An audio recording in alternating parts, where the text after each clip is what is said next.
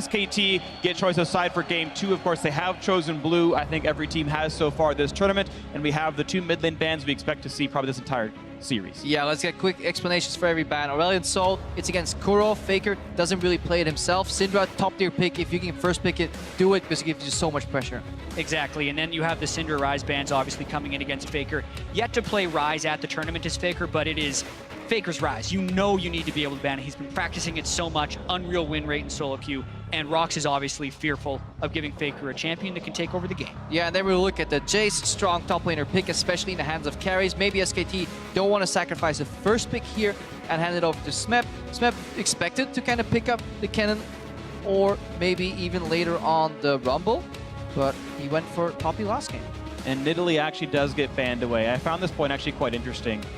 In the regular summer split for SKT, they banned the Nidalee themselves in 76% of their games. Blank has not been the most Nidalee affectionate sort of jungler here. And Rox is actually one of the teams that have left Nidalee up this tournament, actually. They've left it unbanned in 3 of their games throughout the group stage. Either way, it goes away. Olaf is the first pick. SKT still trying to knock down the jungle pool a bit, and the Ashe comes back in for Prey. And this is fascinating that it's actually Rox that is picking the Ashe, because it was Bang who did it in the last game, and it's with Caitlyn still available. Prey has always been a spectacular Ashe player, and maybe he saw something in that last game that makes him now want the champion into the Caitlyn matchup. And another surprise is that Zyra is left open in favor of the Karma. Technically a flex, but very likely to go into that bottom lane. It's really fun how this story came to unfold. Ashe got revealed in game 1. We see the preemptive Jhin ban from SKT, basically daring Rox to pick another Caitlyn early. And Rox Tigers say, you know what, we'll pick Ashe, and I think it does fine in every single matchup, including the Caitlyn you will have to pick here. And we get the pick set up there, and you can see, it is, again, I do want to point out how interesting this is. It's Rox saying, you showed us what you thought was so good. We just don't really seem to care. We'll just change a couple of things. It was the Ashe was the problem, not the Zyra here, as they locked in their entire bot lane, unless they flex this Karma mid. Yeah, and they don't have to pick the Caitlyn into it, as you can see with the Ezreal being picked right here. Bang's Ezreal is exceptional, especially when he goes Iceborne Gauntlet. He can often act as an initiator for this team, and they're going to have a lot of little pokey initiates with the Olaf and the Zyra right here. But it already means one checkbox ticked for Rox Tigers in terms of pushing lanes. And that's what you want in League of Legends, especially when you want to enable a jungle like Peanut. Get some pressure in at least 2 lanes. If they're adjacent, even better than have the push going. Rox also has the counter pick in mid lane, but again, mid lane champion pool is so pinched that it's going to be hard for Kuro to find an answer to Faker. That's the question. Which lane do they save for last? It's going to be mid lane they save for last. Rumble going to be grabbed up here. It lets that Karma stay as a flex. Lee Sin in here for Peanut could be a pleasure to watch, and a Rumble for Smeb can take over a game. Yeah, opting for the Lee Sin instead of the Elise, so a little bit lower on the crowd control because they have the Ashe. It's also what Peanut played 3 games in a row in the quarterfinals to much success. Definitely, but also a bigger investment in the early game, because one thing Lee Sin can do is leave open that blue buff, which means if you have a very tippy mid lane matchup, an early blue buff handoff towards Kuro could swing the tides in his favor with a Rumble who almost guarantees top lane push 1 to 5. A blue buff handoff very early, Rox could be looking at 3 pushing lanes. And I love the way the pick and bans have been evolving throughout this tournament. We've seen a lot of even first pick Kennons. It completely falls through the draft phase here, most likely. We've seen Ekko do actually quite well against Rumble once he can get to Spectre's Cow. But when we're talking about who has the pushing lanes, they actually have done an insta-locked misfortune. Something really weird. I don't care about my last point. This is an insta-locked misfortune. Support MF. Yes, it is support MF. Support MF is super strong in poke. I wonder if it's AP MF. Or is it support Ashe? No. You've seen both of them played in the past. So support MF was a huge thing before they obliterated the damage on Max E, because that was the... It has to be support MF. Support Ashe sucks. And support MF is great, right? That surprisingly works. I wonder if he's spelled 20 seconds past support MF. It is support MF. Karma mid. Karma mid. This means 3 pushing lanes, absolute power, early game power spike. Imagine a dragon fight with MF ulti on your support and then a Rumble equalizer. This is so fascinating. I can't wait to watch Gorilla support MF. They must have been saving this pick forever. And when we talk about pushing lanes, we went back and tried to do a rough guess of how much pushing lanes would lead to victory. we got a roughly 39 out of the 61 games where pushing lanes won the game. And that was with 2 out of 3. Here they have very clearly 3 pushing lanes. If they execute in the early game, they can take so much control. I'm just still shocked by the fact that support Misfortune is being played in the semifinals of the World Championship. I don't care if someone tells you to pick a meta game champion. When you're Gorilla and you're fighting for your tournament life here against SK Telecom T1 and you say, hey, it's time to play support Misfortune, you tell your kids about this one. Get on Twitter, tell us your favorite moments. Mine is support Misfortune already, but tell us hashtag World's Big Plays what yours has been so far. Here we go, game 2 of the semifinals, support Misfortune. Yeah, with Ignite as well. I definitely want Krepo to... and I are so happy right now, but we're also desperately trying to figure out exactly what's going to happen. The Spell Feast is very easy to proc with the Make It Rain, obviously. You get incredibly early shove when you go E on the Misfortune and Volley on the Ashe. So there's a couple of things that speak in favor of a Misfortune. The passive works very well because obviously once you switch targets, you get added damage for a single tap. You can get that tap off by E-ing first. You get the Spelty Spark right there. That's all 3 Spelty Sparks already, plus 24 gold. More importantly, specifically in the Zyra matchup, she spawns a lot of plants, which puts her at risk of actually getting double up by her own plants. Because very often she hides right behind them.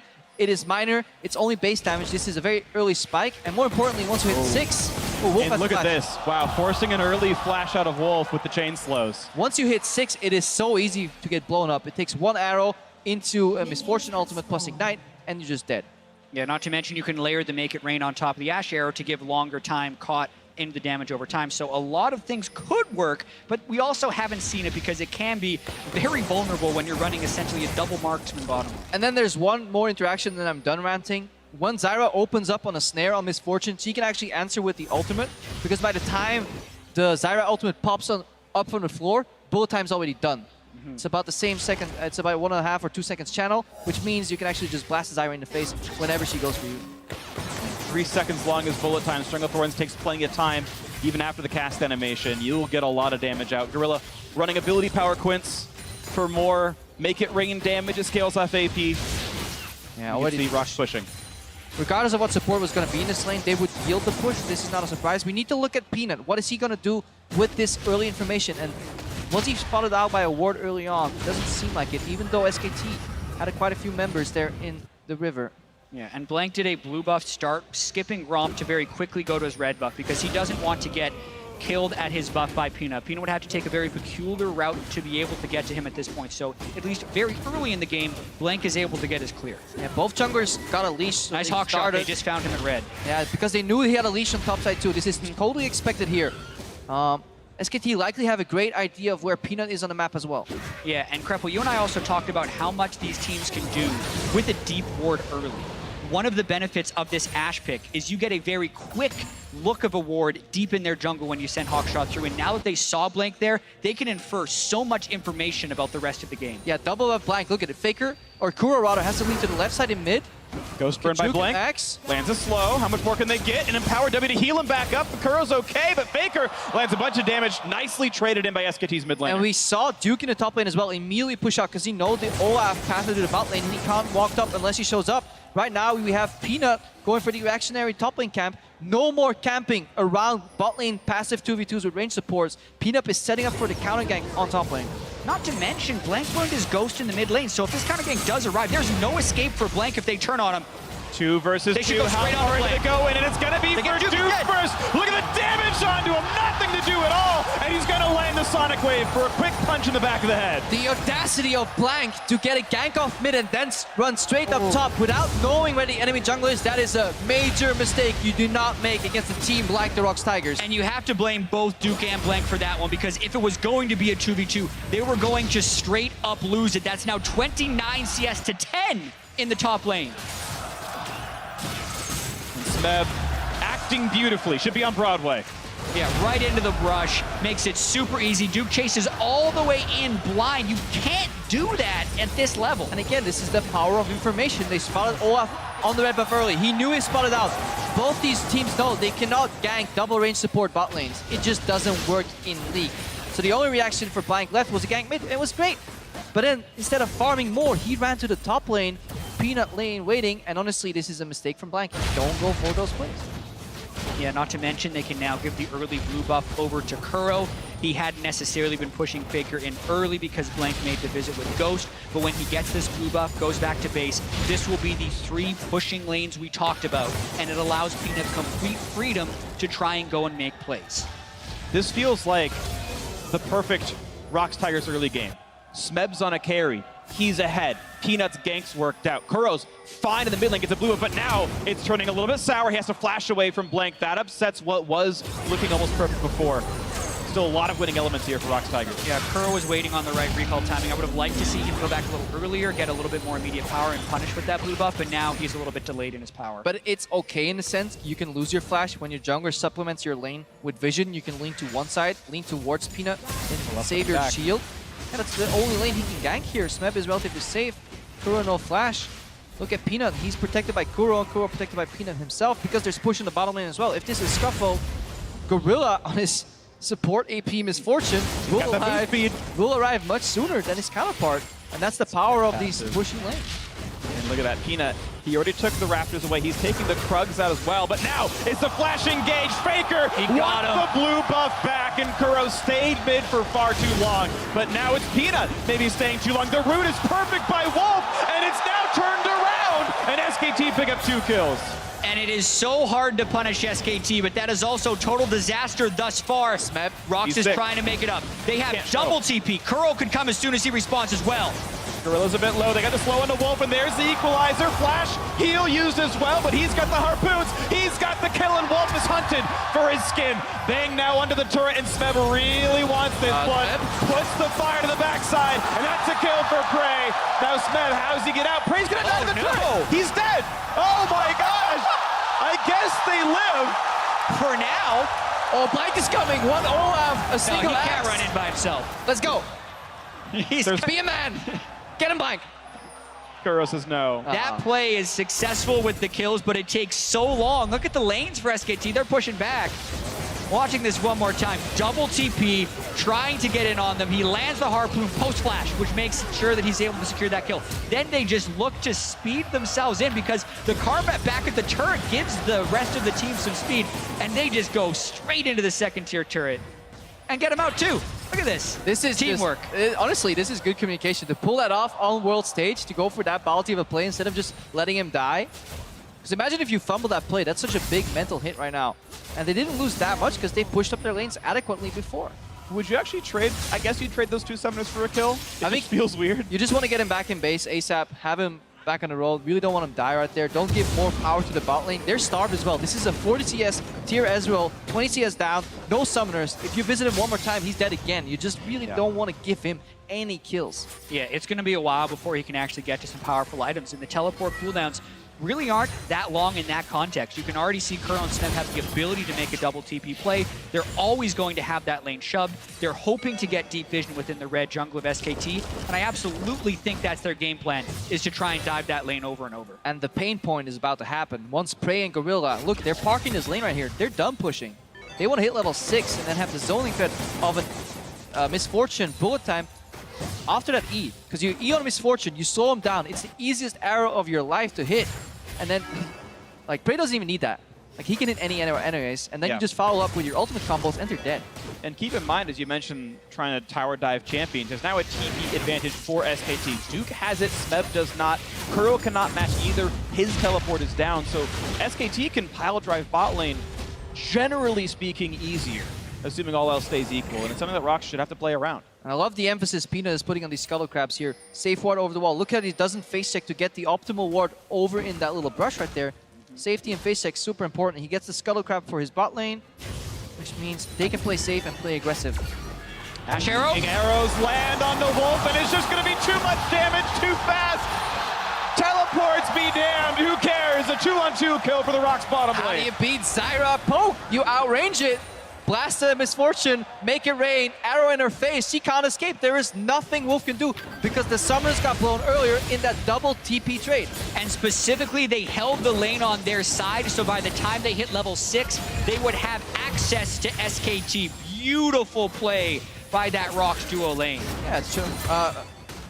chipping rather the turret down afterwards. Flank goes in. Gotta be real careful.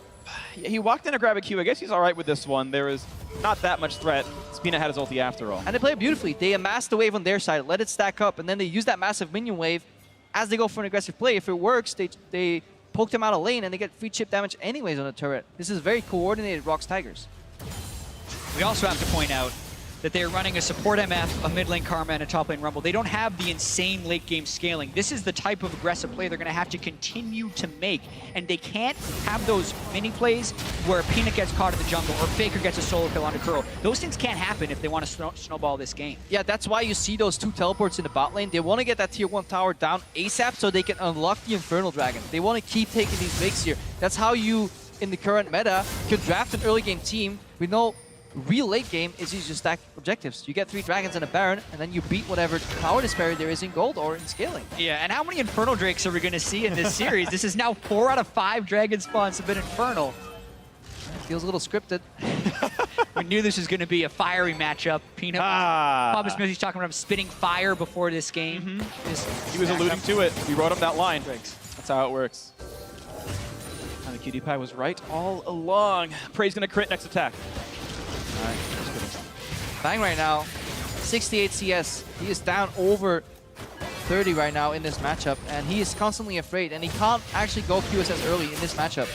We saw it in the previous one with the Caitlyn. Ezreal already has a build layer in the tier built in, so he can't go for an early QSS. So the next arrow from Prey is going to be a potential threat or a flash burner. Yeah, and the kill distribution for Rox is also super ideal. Having 2 kills onto Prey already. When we talk about them not having spectacular scaling from the mid lane and jungle position, AShe with the mid lane Karma can actually be a very strong late game hyper carry, and he's well on his way, not only with the 2 kills, but also because Bang's build is so delayed, and the ability for SKT to deny farm on Prey is extremely low. We have to switch the narrative a little bit though and look at SKT as well. How did they get back here? They have some things going for them. Duke is hitting the breaking point of this matchup.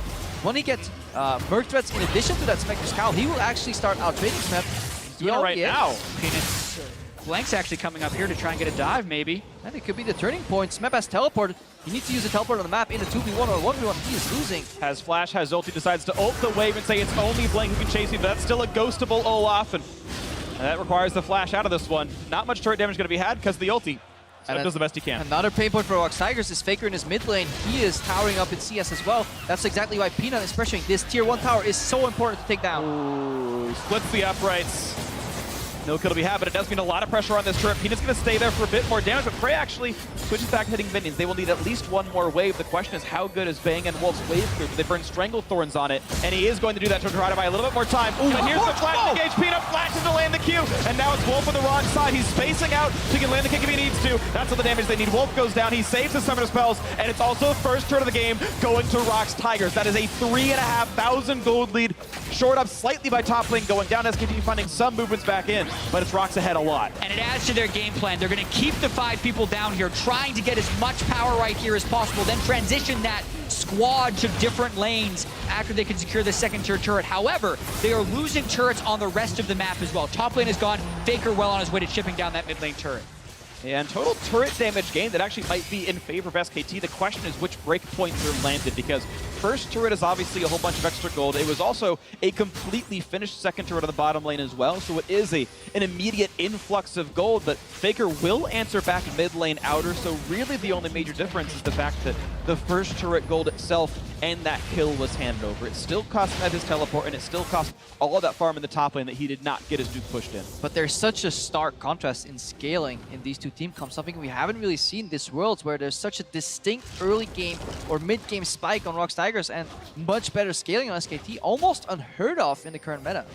I absolutely agree with you right there. And having 2 turrets down in the bottom lane this early creates another very peculiar situation, because will Bang be able to get the farm, or will Rox be able to completely ward up that side of the jungle and starve out the Ezreal even longer? Because these are the things that are going to dictate this game. Whether or not Bang and Faker and Duke can hit the late game point before the Rox Tigers completely gain control of the map, take all the outer turrets, and starve out the game. We see another reason why taking down those 1 or 2 turrets is so important, because then Rox can switch to a 1-3-1, especially playing double teleports on the side lane. They can move into the jungle, make picks. Wolf is caught. There's all the damage. Make it rain. Bullet times there as well, and Wolf does get a slink away, low on HP, but that's 2 ultis down. Mid push, bot push, poke. This should be a Dragon Star here for the Rox Tigers. Yeah, and I'm actually very surprised that the Rox Tigers haven't taken Dragon yet, because they actually opted to take the second tier bottom turret instead of the first Infernal Drake, which kind of means they don't care about what would be the late game power of what the Drakes can stack up, because they would theoretically be thinking pre-35 minutes. They can take it now,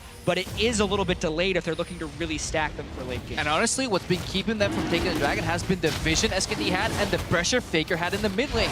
He has been pressuring on this Viktor. He got a solo kill after Flash was burned. Right now, there's also TP advantage for Duke. Rumble caught Faker. Break secured, and wow, Faker just going to die at the outset. Only one knocker for the Strength of Thorns and Prey. With a nice flash, gets away from the Ekko. Duke is out of this one. Wolf also gonna burn down. It's Smeb just on a killing spree on this one. Blank gonna get chased down. A beautiful equalizer, synergizing with Peanut, and now Duke's got nowhere to go. He's alone and running out of health way too fast. There's another kill picked up, and it goes on to Prey.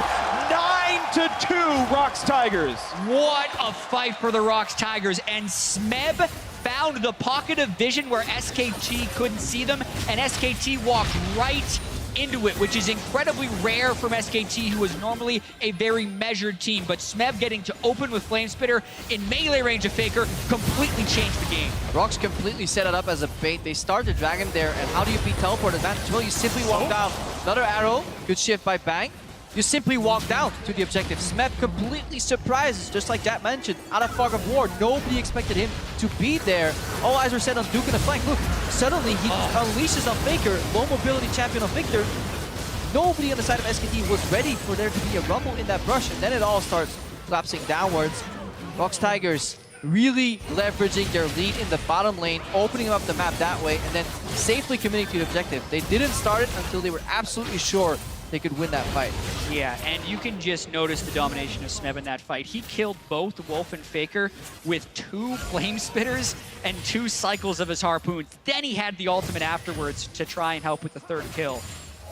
That is exactly the mid-game power spike they wanted. Notice a supportive build by Kuro as well to try and supplement Prey's 3 kills. I like the items coming in, because how many times have we seen support Karma competitive? Literally never? Great. So Gorilla finishes the Ice Stone really rapidly. It's funny, he's earned so much more money off of that than Wolf has. Zyra's notorious for how much money she gets from a Spell Thieves, and it's literally double the amount of money that Gorilla's earned from the triggers, because Make It Rain is so free. But then also, whoever has gone first item Executioner's calling on support. Well, turns out dealing physical damage in an AoE to apply grievous wounds, pretty useful against Olaf and Ekko. Yeah, there's already 900 gold on that support item for Gorilla, just by continuously making use of those passives. Literally. Literally making it rain.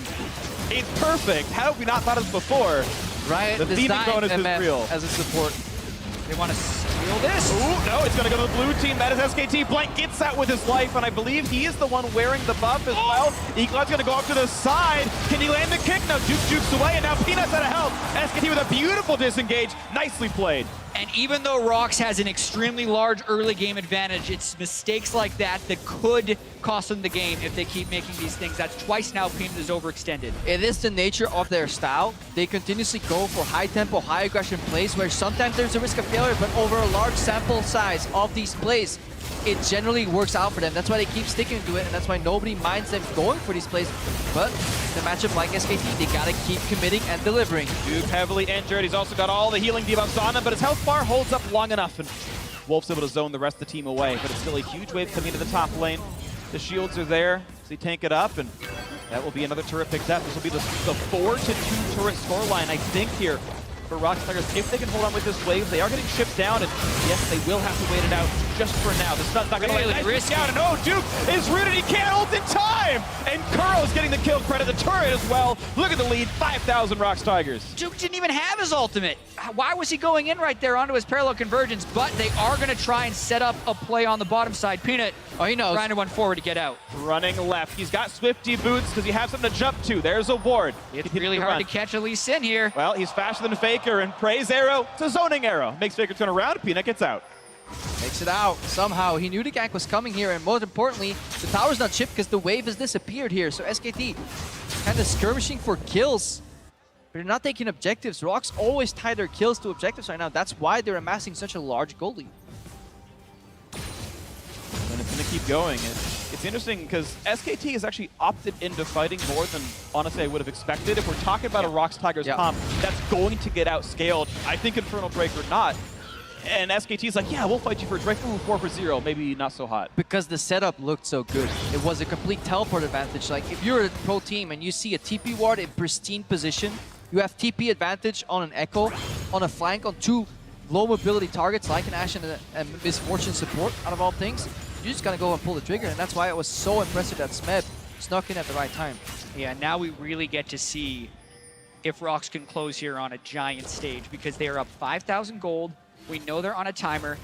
They have Prey set up to get the picks with Ashe Arrow. They have Smeb on a massive 2-item power spike, and they've already taken down one of the interior turrets for SKT. So it's the mid lane and the top lane that they need to be able to get next. But to do that, they need to get vision control, and they need to get their waves pushing. Yeah, but if SKT can fight back, it will mean so much for this series, because this is the largest gold deficit at 20. Faker with one of the worst splashes.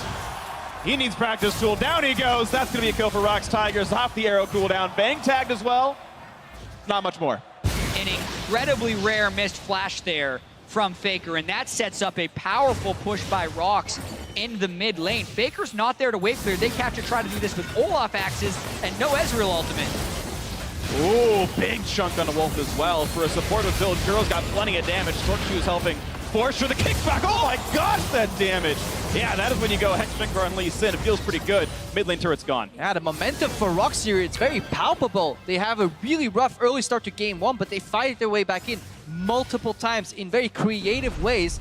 Then they come out with the support MF and start swinging here. Look at Faker. Everybody in Twitch chat would have landed that flash. Oh my goodness. He was trying to flash the big wall because that corridor itself, with the angle of the Ashe Arrow, he wasn't finding a good way to flash it sideways, but a rare moment of panic and a wasted flash there from Faker. Another dragon here. We missed that, but that's another mountain here. Yeah. The RNG is definitely working out for Rox Tigers. They're getting objective-based or scaling-based dragons continuously, and that's what they need. That's like the dream for early game comps like them. I mean, talking about it on a statistical level, Infernal Drake is actually best when you have a gold lead. It on average means less if you're behind, but absolutely now Rox Tigers feeling good at the 6,000 gold lead.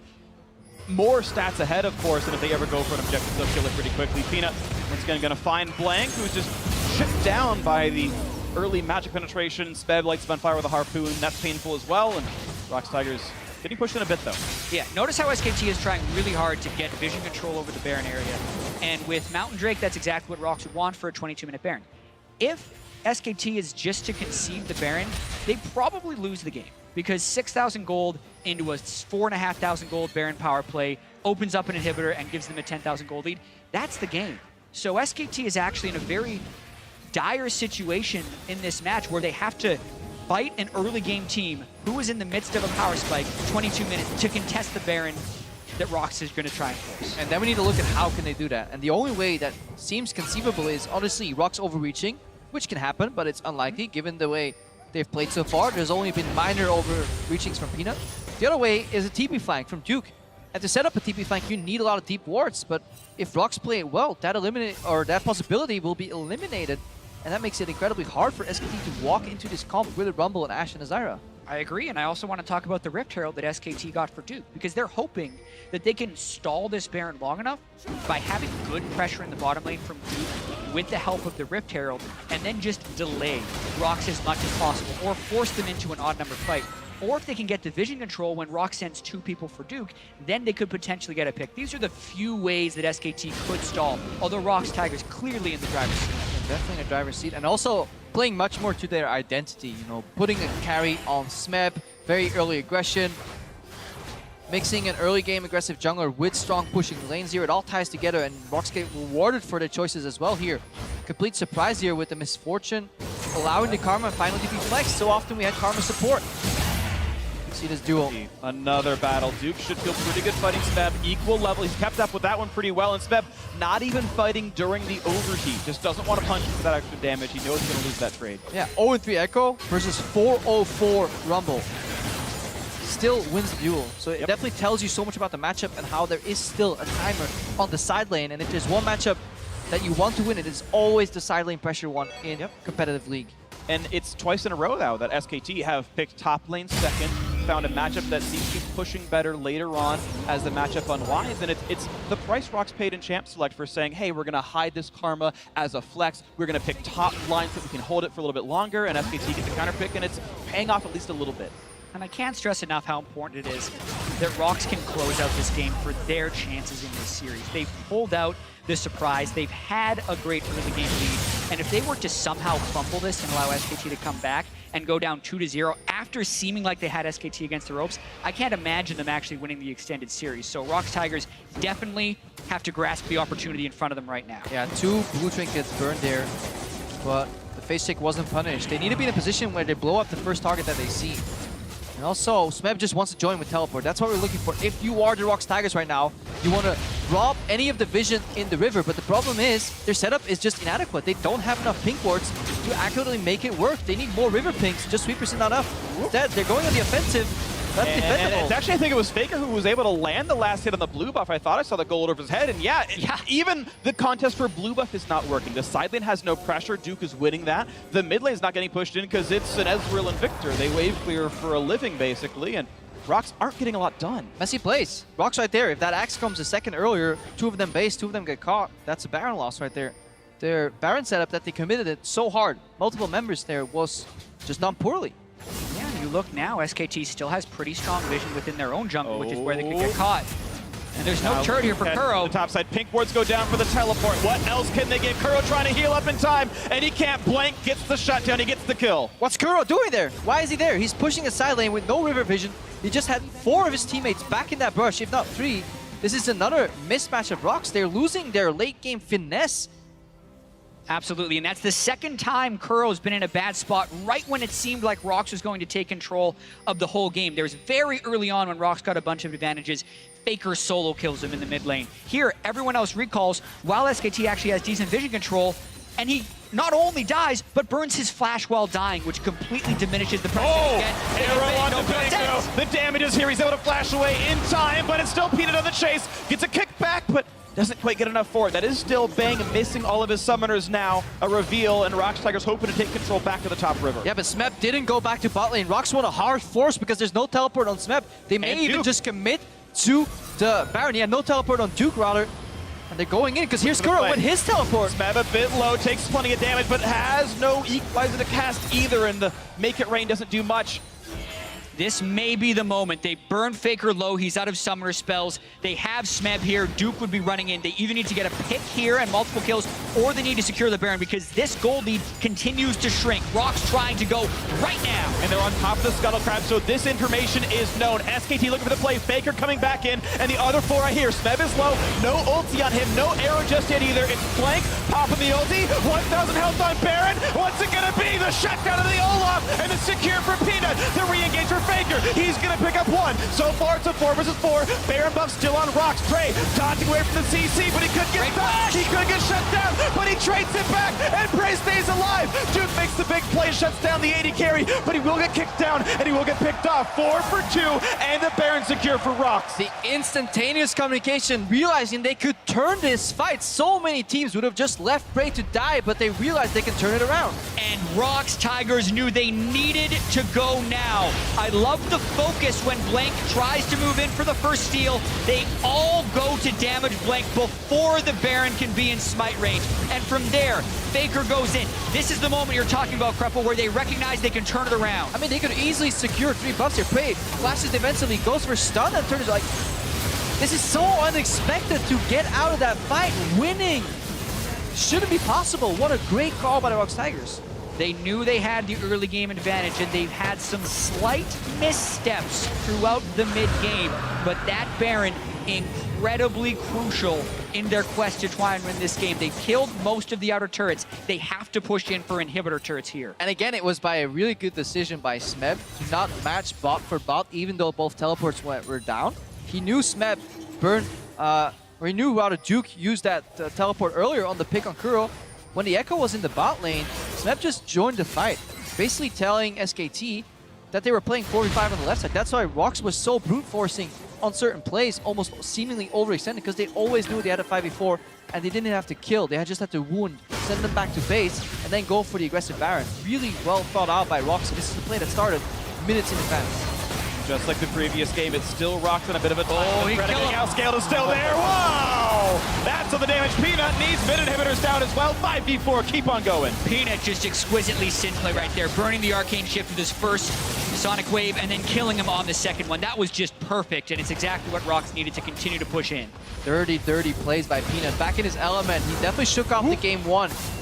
That was an arrow expecting a minor juke on reaction from Faker. Faker shook off that failed flash.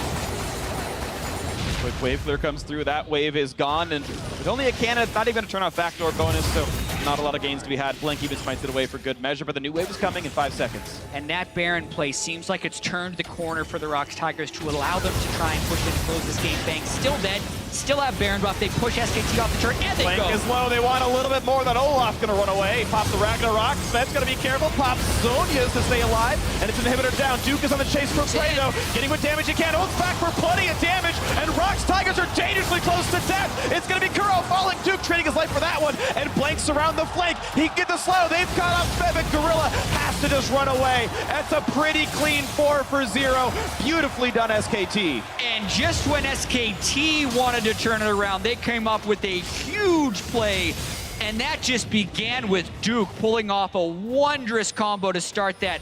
And Rox, to be fair, weren't respecting the respawns, but most likely they let Duke get behind him as they were diving. Yeah, that's what we were talking about earlier. The only way SKT win fights is with flanking. Look at the zone from Parallel Convergence. He forces everyone to step forward into the Zyra, into the Ezreal. Bang! Faker and Wolf are untouched here, and what a beautiful ultimate there from Duke.